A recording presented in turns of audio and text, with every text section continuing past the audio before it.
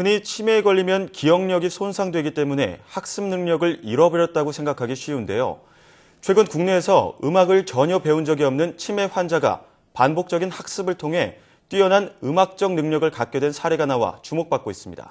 네, 자세한 내용 강남 세브란스병원 신경과 조한나 교수 전화로 연결해 알아보겠습니다. 교수님 안녕하십니까? 예, 안녕하세요. 네, 치매하면 저는 알츠하이머병, 혈관성 치매 이런 종류들이 떠오르는데 치매의 종류에 여러 가지가 있는 것으로 알고 있거든요. 먼저 이번에 교수님께서 직접 진찰하신 환자는 어떤 종류의 치매를 진단받았는지 또 증상은 어떤 것이었는지 먼저 설명해 주시죠. 우선은 보통 치매의 원인은 알츠하이머병이나 말씀하신 혈관성 치매가 약 70에서 80% 정도 차지하고요. 네.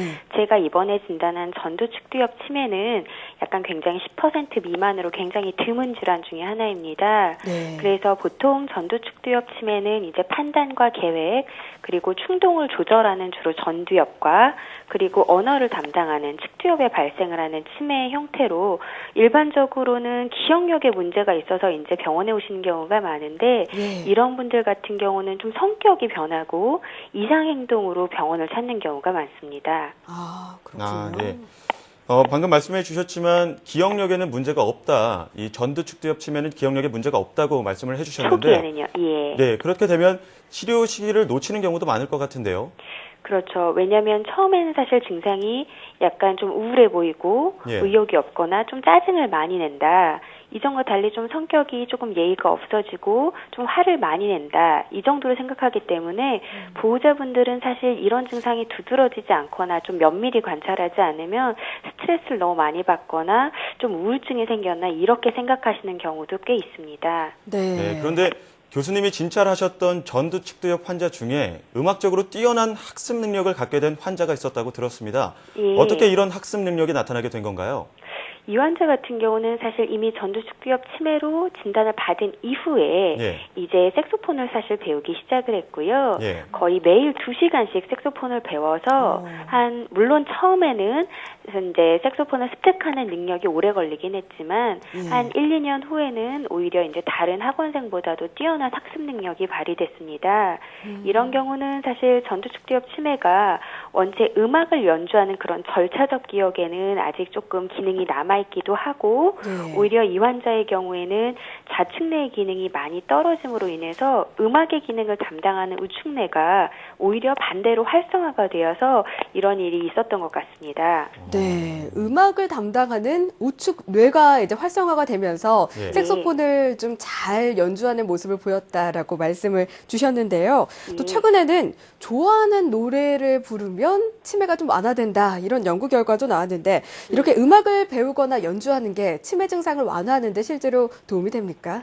예, 우선은 보통은 저희가 말하고 일상생활을 할 때는 오른손잡이가 많기 때문에 사실 좌측뇌를 굉장히 많이 사용하거든요. 하지만 말씀드린 것처럼 음악 같은 경우에는 반대적인 우측뇌가 많이 사용되기 때문에 이전에 안 쓰던 뇌를 충분히 활용시켜서 그런 뇌의 기능을 올리는 것도 치매 예방이나 그런 쪽에 도움이 될 것 같습니다. 현재 우리나라에만 약 57만 명의 치매 환자가 있는 것으로 추정되고 있는데요. 조기에 진단하고 치료를 시작하는 것이 무엇보다 중요할 것 같습니다.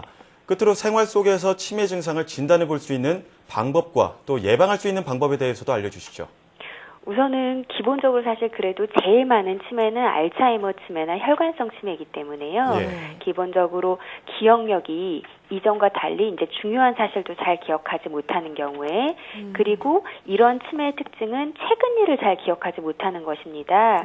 그래서 옛날 일은 잘 기억하지만 최근에 있었던 약속이나 뭐 집안 사건들을 잘 기억하지 못하는 경우에는 오히려 조금 주의해서 보시고 진료를 받으시는 게 좋겠고요. 혈관성 치매를 예방하기 위해서는 무엇보다도 이제 뇌혈관의 막힘이나 어떤 뇌경색이나 뇌출혈을 예방해야 하기 때문에 혈관성 위험인자, 뭐 고혈압, 당뇨, 고지혈증 같은 위험인자를 좀 조절하시는 게 필요합니다. 네, 그렇군요. 아무래도 좀 고혈압이나 당뇨 이런 증상이 있는 분들은 전문의에게 미리 찾아가서 또 검진을 받는 것도 중요하겠습니다. 네, 그렇습니다. 네, 지금까지 강남 세브란스병원 신경과 조한나 교수와 함께 이야기 나눠봤습니다. 오늘 말씀 감사합니다. 예, 감사합니다.